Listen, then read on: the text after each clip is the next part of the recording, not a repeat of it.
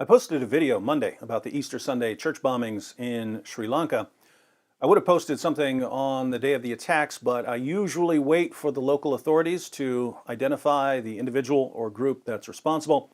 Some of the names of the attackers were leaked on some websites on Easter Sunday, but I didn't see anything official until Monday morning. So I posted my thoughts, and someone in the comments section said something like, "I think it's weird calling us Easter worshipers." And I thought, wait, did I call Christians Easter worshipers? I looked at my title, I looked at my description, didn't see anything about Easter worshipers. Then I saw other people complaining about calling Christians Easter worshipers. So I went back through my entire video trying to figure out where they were getting this from. Finally, someone sent me a link to a Ben Shapiro video. Turns out it wasn't me calling the victims of the church bombings Easter worshipers. It was Barack Obama and Hillary Clinton. Ben Shapiro put everything together nicely, and there's no need to reinvent the wheel. So let's check out some clips. First, we have the New Zealand mosque shootings.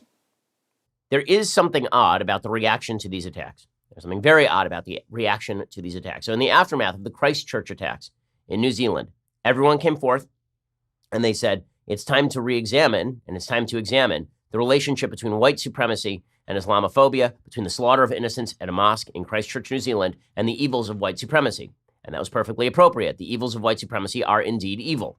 And looking at white supremacist groups and looking at the evil they perpetrate is well worth looking into. So everyone was ready to condemn the mosque shootings in New Zealand, as we all should. Everyone was quick to name and defend the victims, as we all should. Everyone was ready to condemn the ideology of the terrorist, as we all should. And yet, if we fast forward to the church bombings in Sri Lanka, some of the same people who were extremely precise when they were condemning the New Zealand mosque shootings suddenly became strikingly vague. Hillary Clinton tweeted this in the aftermath of the Christchurch attacks. Quote, "My heart breaks for New Zealand and the global Muslim community. We must continue to fight the perpetuation and normalization of Islamophobia and racism in all its forms. White supremacist terrorists must be condemned by leaders everywhere. Their murderous hatred must be stopped." Okay, contrast that, which is a very strong statement about the victims, right? It states who the victims are, it states who the perpetrators are, and it states that their ideology must be fought. Contrast that with Hillary Clinton's comments after nearly 300 people are murdered while going to church during Easter in Sri Lanka. So here's what she said about Sri Lanka. Quote, "On this holy weekend for many faiths, we must stand united against hatred and violence. I'm praying for everyone affected by today's horrific attack on Easter worshipers and travelers in Sri Lanka." Do you notice the difference? No clear explanation of who was targeted. Easter worshipers, not Christians. Easter worshipers. Also, a holy weekend for many faiths. Well, I would be the other faith for which this is a holy weekend, right? This is Passover, so this is Pesach for me. I would be the other faith for which this is a holy weekend. It's Easter, and it's Passover also. We weren't targeted this weekend. Easter worshipers? That makes it sound like they worship Easter in Sri Lanka. Can you imagine Hillary Clinton describing an attack on Muslims like this? If someone had shot a bunch of Muslims who were having a Ramadan meal, can you imagine Hillary Clinton tweeting, "During this holy month for many faiths, we must stand united against hatred and violence. I'm praying for everyone affected by today's horrific attacks on Ramadan eaters." Ramadan eaters? Easter worshippers? But back to the tale of two tweets. I mean, that tweet from Hillary, that contrast is really stunning. On this holy weekend of many faiths, we must stand united against hatred and violence. What kind of hatred? Any clues? Do we have any clues? Well, it turns out one of the bombers, one of the guys arrested, one of the planners of this, his name is Muhammad. Do we have any clues as to who this may have been? I think I know. It turns out that there was an Islamist group that the government knew about and has already taken credit for this. Any clues at all, guys? Pick me, pick me. What kind of hatred and violence are we talking about? Any specifics? Islamic hatred and violence? Okay, Barack Obama did the same thing. Here's what he did in the aftermath of Christchurch.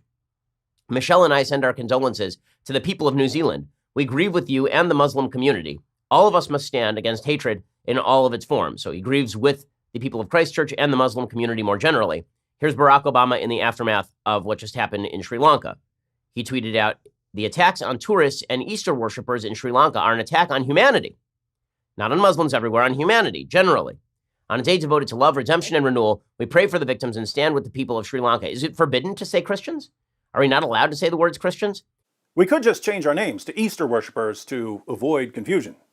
Obama's is not as bad as Hillary's, by the way. Hillary's is much worse. Hillary comes forth and she says, we have to fight Islamophobia in all of its forms and white supremacy in all of its forms. And then radical Muslims go and kill a bunch of Christians at church on Easter Sunday. And it's hatred and violence are really bad, guys. I can't really get more specific than that. Don't know how to get more specific.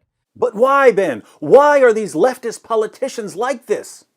I think that it is indicative of a failure on the part of many people on the left to single out Christians as victims, because that does not fit within the intersectional hierarchy. In the United States, the intersectional hierarchy for the left is the suggestion that we know, just based on our own experiences, based on anecdotal evidence, we know who are the most victimized groups in America. Those victimized groups are transgender people and black people and Muslims. Those are the people who are most victimized in America. Never mind the hate crime statistics that say that on a per capita basis in the United States, Jews are the most victimized. And never mind the global statistics that say on a global basis, Christians are the most victimized group on planet Earth.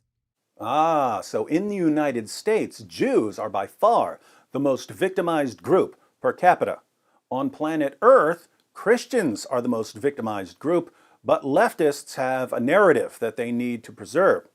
According to that narrative, Jews and Christians are the oppressors, and the only real victims of persecution are Muslims, people in the LGBTQ community, and racial minorities. When there's a terrorist attack, like the Christchurch Mosque massacre, that fits the narrative. A racist killed a bunch of Muslims. Perfect fit for the narrative. So in this case, we can say, you see, we told you that there's an epidemic of racism and Islamophobia. It's time to unite and take action against racism and Islamophobia. Vote for our side.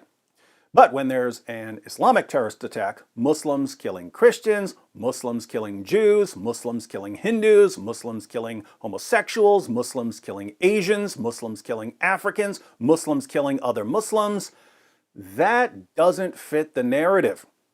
Islamic terrorist attacks are a constant threat to the leftist narrative, but they can't just keep quiet. When multiple churches are bombed by jihadis, that would make their bias too obvious. They have to condemn the attacks, so they just get really, really vague. We condemn hate. Why is their narrative so precious to them? Well, that's how they get votes. If you get millions of people to buy your story about what's wrong with the world, and you convince them that you're the solution to the problem, you've just won a ton of voters. But notice just how silly this is. Suppose we buy the narrative of Hillary Clinton and Barack Obama. Suppose we agree that Muslims are the real victims and that racism is lurking around every corner. What are politicians really doing about these problems? Nothing. Why? Because politicians aren't the people who fix problems like racism or hatred. There are times when politicians are needed, i.e. when laws need to be changed or when segregation needs to end. But when this man hates that man because of the color of his skin or because of his religion, politicians are next to useless. People interacting with other people in their communities is what ultimately reduces racism. Politicians just get in the way. Sometimes it's in their best interest to stoke the flames because that's how they stay in power. But if we're talking about hate that arises from a specific ideology, such as Islam, we undermine the hate by undermining the ideology. And when it comes to undermining the violent and hateful teachings of Muhammad, politicians are even worse. They defend and promote and praise Muhammad and the Quran. In doing so, they're helping terrorists, not hindering them. So don't fall for the nonsense of politicians who are trying to sell you a false narrative in order to keep their party in power.